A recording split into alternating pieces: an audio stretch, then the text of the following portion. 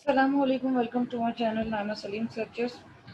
आज हम बात करेंगे स्ट्रक्चर्स ऑफ प्रोटीन्स की। Primary structure, secondary, tertiary and quaternary structure of protein. जिसमें से पहले स्ट्रक्चर को इस लेक्चर में कवर किया जाएगा, primary structure of protein. Previous lecture में हम बात कर चुके हैं about metabolic fate of amino acid, that was glycogenic, ketogenic. इसके अलावा हमने डिस्कस किया था essential, non essential and conditionally essential amino acid. Channel को सब्सक्राइब जरूर करिएगा। कोई क्वेश्चन हो तो आप कमेंट कर सकते हैं। स्टार्ट करते हैं स्ट्रक्चर्स ऑफ प्रोटीन्स। देखिए, we know this very well that proteins are large molecule are made up of amino acid. Amino acid की दो कॉन्फ़िगरेशन होती है, प्रीवियस लेक्चर में आपको बताया गया था। जिस तरीके से कार्बोहाइड्रेट्स को आपने स्टडी किया था, उसमें आइसोमर होते हैं, डी आइसोमर, एल आइसोमर। इसी तरीके से अमाइनो एसिड में दो कॉन्फ़िगरेशन होती हैं, L amino acids and D amino acids. हमारी बॉडी में जो प्रोटीन पाई जाती हैं वो अमाइनो एसिड से मिलके बनती हैं। कौन सी कॉन्फ़िगरेशन के अमाइनो एसिड होते हैं? That is L configuration amino acid. Mainly L configuration वाले अमाइनो एसिड होते हैं जो कि रोल प्ले कर रहे होते हैं इन प्रोटीन सिंथेसिस। जबकि बॉडी में जो कार्बोहाइड्रेट्स होती हैं, मोनोसेकेराइड शुगर्स, वो डी कॉन्फ़िगरेशन में मेनली पाई जाती हैं। ये ह्यूमन की बात हो रही है। अब ये जो प्रोटीन है, हमें मालूम है कि अमाइनो एसिड से मिलके बनी है, तो इनके डिफरेंट स्ट्रक्चर्स होते हैं। हमने इनको कैटेगराइज कर दिया into 4 structures. These are primary structure of protein, secondary structure of protein, tertiary and quaternary structure of protein. आपको यहाँ डायग्राम दिखाई दे रही होगी, ये है प्राइमरी स्ट्रक्चर प्रोटीन का। और उसके बाद ये सेकेंड डायग्राम यहाँ पे है, ये है सेकेंडरी स्ट्रक्चर की एग्जाम्पल, जिसमें अल्फा हेलिक्स बना हुआ है। Third, you have tertiary structure of protein. थोड़ा सा कॉम्प्लेक्स आपको दिखाई दे रहा है। बिल्कुल जो सिंपल है वो प्राइमरी है, उससे ज़रा कॉम्प्लेक्स सेकेंडरी है। देन सेकेंडरी से ज़्यादा कॉम्प्लेक्स टर्शियरी स्ट्रक्चर है, and the most complex structure is quaternary structure of protein. किस तरीके से बनते हैं? देखिए, हर दफ़ा जो न्यू स्ट्रक्चर बना करेगा ना, वो कंटेन किया करेगा पिछले स्ट्रक्चर की, आप यूँ समझ लें कि बॉन्डिंग को। कैसे? यहाँ क्वाटरनरी स्ट्रक्चर जो प्रोटीन है वो टर्शरी से ही बना है, और ये जो टर्शरी है तो पहले सेकेंडरी बना था, और जो सेकेंडरी है वो कंटेन करता है प्राइमरी स्ट्रक्चर ऑफ प्रोटीन। ठीक है, तो इसको आगे मजीद जब इंडिविजुअली इन स्ट्रक्चर्स को डिस्कस किया जाएगा तो वहाँ पे भी मजीद कॉन्सेप्ट क्लियर कर दिया जाएगा। जैसे कि अभी मैं प्राइमरी स्ट्रक्चर्स ऑफ प्रोटीन को डिस्कस करने जा रही हूँ। बहुत ईजी है, बहुत ज़्यादा आसान है, कुछ भी मुश्किल नहीं है। इसमें होता क्या है, इंडिविजुअल जो अमाइनो एसिड होते हैं वो अरेंज होना शुरू हो जाते हैं और वो आपस में कनेक्ट होते हैं। जैसे आपको ये डायग्राम एक दिखाई दे रही होगी, ये एक अमाइनो एसिड है और ये दूसरा अमाइनो एसिड है, and this is third amino acid and fourth amino acid. अच्छा, अब ये एक छोटी सी चेन बनी है ना, जो 4 अमाइनो एसिड आपको यहाँ पे दिखाई दे रहा है, उस 4 अमाइनो एसिड्स पे कंसिस्ट करती है। एक अमाइनो एसिड दूसरे अमाइनो एसिड से जो कंबाइंड है, जो कनेक्टेड है, वो एक लिंकेज की वजह से है, and this linkage is known as peptide linkage, और we can say it peptide bond, amide bond भी हम इसे कह सकते हैं। इट्स अप टू यू कि आपको क्या इजी लगता है। एक अमाइनो एसिड है, वो दूसरे अमाइनो एसिड के साथ कंबाइंड हुआ through this peptide bond, peptide linkage. Process वही होगा जो प्रीवियस लेक्चर में भी आपको समझाया था कि there are 2 type of reaction, condensation and hydrolysis. Now you know this very well that condensation is a process in which two monomer combine together, join together to form a large molecule, single molecule, और उसमें water molecule remove होता है। जबकि hydrolysis इसका opposite है, जिसमें water add होता है तो एक मॉलिक्यूल क्या होता है, टूट जाता है, पॉलीमर जो होता है वो मोनोमर में कन्वर्ट हो जाता है। तो यहाँ पे कंडेंसेशन का ही प्रोसेस हो रहा है, वाटर मॉलिक्यूल रिमूव हो रहे हैं और अमाइनो एसिड आपस में कंबाइंड हो रहे हैं through peptide linkage. Term use की जाती है रेजिड्यू, तो कंफ्यूज होने की जरूरत नहीं है। एक अमाइनो एसिड जो दूसरा अमाइनो एसिड से कंबाइंड होता है, इसमें जो रिमेनिंग इस पॉलीपेप्टाइड चेन में अमाइनो एसिड है उनको हम रेजिड्यू कहेंगे। पॉलीपेप्टाइड चेन में जो अमाइनो एसिड होते हैं, जैसे ये एक अमाइनो एसिड है, दूसरा अमाइनो एसिड है, तो अब जो अपकमिंग अमाइनो एसिड, ये बाकी अमाइनो एसिड जो इसमें अटैच किए जाएंगे, लेट सपोज मैं एक और अमाइनो एसिड को अटैच कर दूं, तो ये इन्हें मैं रेजिड्यू की टर्म यूज कर लूंगी। means remaining amino acid in a given polypeptide chain। ये चीज क्लियर हो गई होगी उम्मीद है। किसके थ्रू कनेक्टेड होते हैं, आपको बॉन्ड का नाम पता चल गया, बाकी सारी चीजें क्लियर हो गई हैं। अब चलते हैं आगे। यहाँ पे देखिएगा, देखिए ये एक इंटरनल स्ट्रक्चर है पॉलीपेप्टाइड चेन का, या यूँ समझ लीजिए कि जो ये लिंकेज बनता है किस तरीके से बनता है मैं उससे डिफाइन करना चाहूँगी। ये हमारे पास एक अमाइनो एसिड है पहला, और ये दूसरा अमाइनो एसिड है किसी भी गिवन पॉलीपेप्टाइड चेन में। होता क्या है, होता ये कि फर्स्ट रूल सुनिएगा, rule number 1, first amino acid का कार्बोक्सिलिक ग्रुप COOH यहाँ पे होता था, आपको अगर याद हो अमाइनो एसिड का स्ट्रक्चर, और दूसरे अमाइनो एसिड का अमाइनो ग्रुप, ये दोनों पार्टिसिपेट करते हैं बॉन्ड फॉर्मेशन में। किस तरीके से करते हैं, आपको मालूम है कि ये था क्या, COOH कार्बोक्सिलिक ग्रुप था ना, COO मैं यहाँ पे कर देती हूँ, 2 ऑक्सीजन थे इसके पास, और यहाँ पे ये है, ये था NH3, ठीक है, अमाइनो ग्रुप यहाँ पे आ गया NH3, अगर आपको अमाइनो एसिड का स्ट्रक्चर याद हो। इस कार्बोक्सिलिक ग्रुप में से एक ऑक्सीजन बाहर निकलेगा, ऑक्सीजन एटम आ गया, इसने रिमूव कर दिया।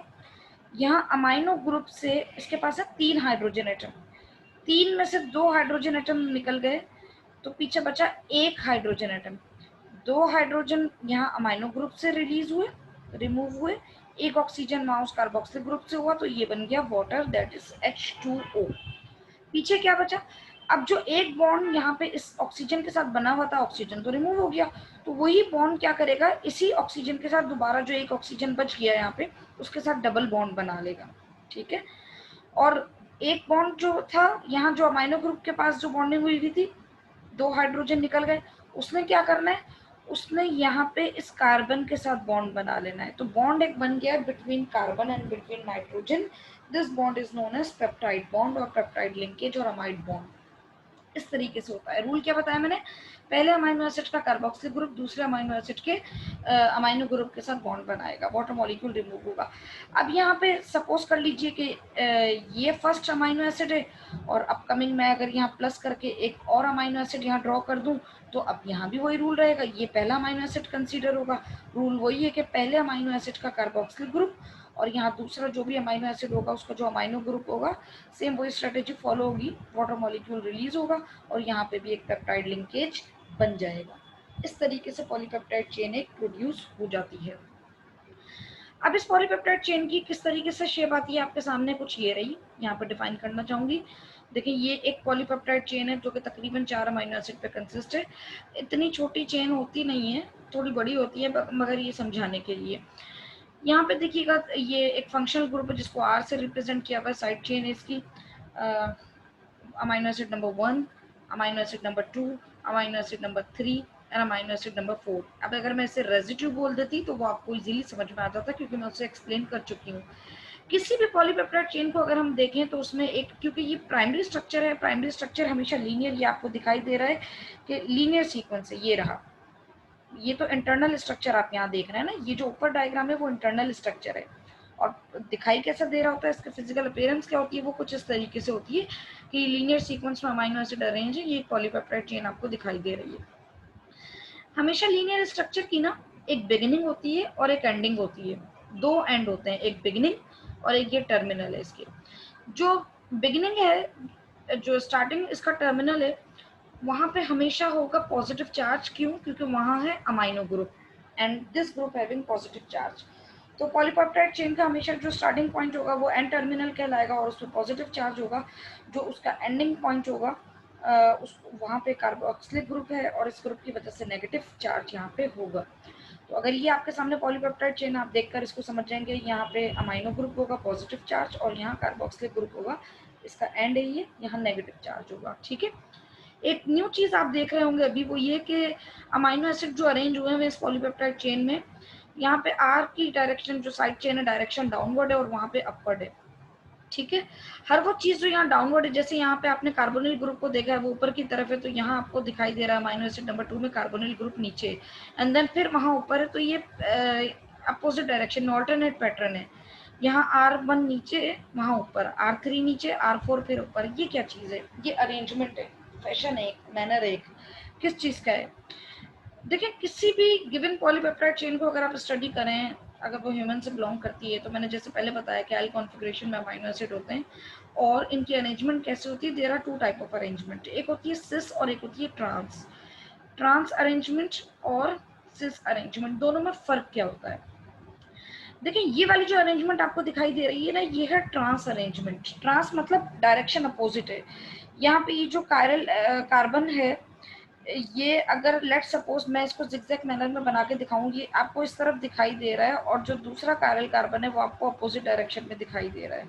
ठीक है, ये फिर इस तरफ है, और उसके बाद वो वाला फिर अपोजिट डायरेक्शन में दिखाई दे रहा है। ये अमाइनो एसिड आपस में अपोजिट, जैसे मैंने टर्म यूज की थी, ऑल्टरनेट पैटर्न से अरेंज हुए हैं। यहाँ कार्बोनिल ग्रुप ऊपर है, यहाँ नीचे है, यहाँ अमाइनो ग्रुप नीचे है, वहाँ अमाइनो ग्रुप ऊपर है, यहाँ फंक्शनल ग्रुप नीचे है, वहाँ फंक्शनल ग्रुप ऊपर है। ये एक अरेंजमेंट हुई है। ठीक है, तो ये कहला रही है ट्रांस, क्योंकि डायरेक्शन है अपोजिट। सिस में क्या होता है? सिस में ये होता है, जैसे ये सिस कॉन्फ़िगरेशन आपके सामने है, ये एक अमाइनो एसिड और ये दूसरा अमाइनो एसिड है। अब यहाँ देखिएगा, इस अमाइनो एसिड का फंक्शनल ग्रुप साइड चेन जो है ये रही, उसकी भी बिल्कुल उसके पैरेलल है, यहाँ पे सामने ही है। इसके पास हाइड्रोजन एटम यहाँ पे आ रहा है, तो इसका भी हाइड्रोजन एटम यहीं पे मौजूद है। इससे बम्पिंग होती है, एनर्जी रिलीज होती है, वेस्ट होती है, और ये फेवरेबल नहीं होता स्ट्रक्चर को लेकर ना। किसी भी स्ट्रक्चर को लेकर अगर बम्पिंग हो रही हो तो वो उस स्ट्रक्चर में इतनी स्टेबिलिटी होती नहीं है, जबकि ट्रांस फेवरेबल होता है। क्यों? क्योंकि यहाँ पे देखिएगा फंक्शनल ग्रुप और हाइड्रोजन एटम यहाँ डायरेक्शन नीचे की तरफ है, ये कायरल इस तरफ है, तो अगला जो अमाइनो एसिड है वहाँ पे डायरेक्शन ऊपर की तरफ है। ये देखिए कायरल कार्बन यहाँ पे, और इसका हाइड्रोजन ऊपर चला गया, और यहाँ पे हाइड्रोजन देखें यहाँ नीचे है। तो अब ये बम्पिंग ने वो आपस में टक्कर, यहाँ जो है ना टक्कर हो रही है, आपस में टकरा रहे हैं। आप आसान लफ्जों में इसको ऐसे समझिए, क्योंकि वहाँ पे अपोजिट डायरेक्शन हो गई है, वो हाइड्रोजन ऊपर चला गया नीचे, तो फिर क्या होगा? सिमिलर चार्ज आपको मालूम है कि रिपेल ईच अदर, इन दोनों के पास सिमिलर चार्ज होता है, और ये दोनों सिमिलर चार्ज एक दूसरे को अट्रैक्ट नहीं करते बल्कि रिपेल करते हैं। तो यहाँ बम्पिंग होगी, ये आएंगे दोनों के एक दूसरे करीब होंगे, फिर टकराएंगे, फिर दूर हो जाएंगे, फिर दूर हो जाएंगे, फिर टकराएंगे। तो ये सारी कॉम्प्लिकेशन हो रही होती है। ट्रांस फेवरेबल होता है, ठीक है, स्टेबिलिटी प्रोवाइड होती है। तो ट्रांस अरेंजमेंट से इस पॉलीपेप्टाइड चेन में जो आपको समझाई गई है, ये पॉलीपेप्टाइड चेन प्रोड्यूस की गई है। ठीक है, अब यहाँ पे एक चीज और है जो लास्ट मुझे बतानी है बात आपको। देखिए जो पेप्टाइड बॉन्ड होता है ना, यहाँ जो आपने स्टडी किया था पेप्टाइड लिंकेज, ये जो स्टेबिलिटी मिलती है इस बॉन्ड को, वो कैसे मिलती है? इसका जवाब सुनिएगा। पॉलीपेप्टाइड चेन आपने यहाँ पे एक टर्म पढ़ी होगी जब स्टार्ट किया होगा, रेजोनेंस स्टेबलाइज। आपने पढ़ा है अभी कि ये पॉलीपेप्टाइड चेन जो है ना, ये सिंपल है, लीनियर सीक्वेंस में है, इस तरीके से ये रही सिंपल दिखाई दे रही है, लीनियर सीक्वेंस आपको यहाँ पे दिखाई दे रहा है। और जो इसमें पेप्टाइड लिंकेज बना हुआ है वो है इस कार्बन और इस अमाइनो ग्रुप के दरमियान। ठीक है, इसको आप पेप्टाइड बॉन्ड भी कहते हो। Do you know this that this bond can not rotate? Why? क्योंकि ये दोनों बॉन्ड, यहाँ जो बॉन्डिंग हुई है आपको सिंगल दिखाई दे रही है, बट ये सेम टाइम में पोजेस कर रहा होता है single bond, double bond, single bond and then फिर डबल बॉन्ड। तो डबल बॉन्ड क्यों पोजेस कर रहा है? यहाँ पर डबल बॉन्ड क्यों है? इसलिए है क्योंकि सिंगल बॉन्ड जो अगर होगा ना तो वो ये इजीली रोटेट हो सकता, डबल बॉन्ड के होने से ये रोटेट नहीं हो पाता। और अगर ये रोटेट नहीं हो रहा है, इसमें ट्विस्टिंग नहीं हो रही, तो यही डबल बॉन्ड इसको प्रिवेंट कर रहा है ट्विस्ट होने से। और इस प्रिवेंशन की वजह से ये पॉलीपेप्टाइड चेन जो है ये लीनियर ही है। ठीक है, इसमें कोई क्वाइलिंग नहीं हो रही। तो अगर आपसे कोई सवाल करता है कि पॉलीपेप्टाइड चेन जो लीनियर होती है, प्राइमरी स्ट्रक्चर जो प्रोटीन है इसका जो स्ट्रक्चर प्राइमरी है, या ये जो लीनियर सीक्वेंस है, ये आपस में क्वाइल क्यों नहीं होता, ट्विस्टिंग क्यों नहीं होती, बेंडिंग क्यों नहीं होती? तो उसका जवाब ये आप ये देंगे कि यहाँ जो अमाइड बॉन्ड है या पेप्टाइड बॉन्ड जो है वो शो करता है प्रॉपर्टी किस चीज की? Resonance stabilize means having double bond characteristic. वो sometime single, sometime double, sometime single, sometime double, ज्यादातर वो किस फॉर्म में मिलेगा आपको? डबल फॉर्म में मिलेगा। और इसका फायदा क्या है? डबल बॉन्ड होने की वजह से ये इसको प्रिवेंट करता है रोटेट होने से, घूमने से। तो जब ये घूम नहीं सकता, रोटेट नहीं हो सकता, अगर ये रोटेट होता तो फिर ये पॉलीपेप्टाइड चेन इस तरीके से घूम जाती, रोटेट हो जाती, तो फिर मैं इसे हरगिज प्राइमरी स्ट्रक्चर ऑफ प्रोटीन नहीं कहती। ठीक है, thank you so much for listening me. Channel को सब्सक्राइब जरूर करिएगा। नेक्स्ट लेक्चर में हम डिस्कस करेंगे about secondary structure of protein.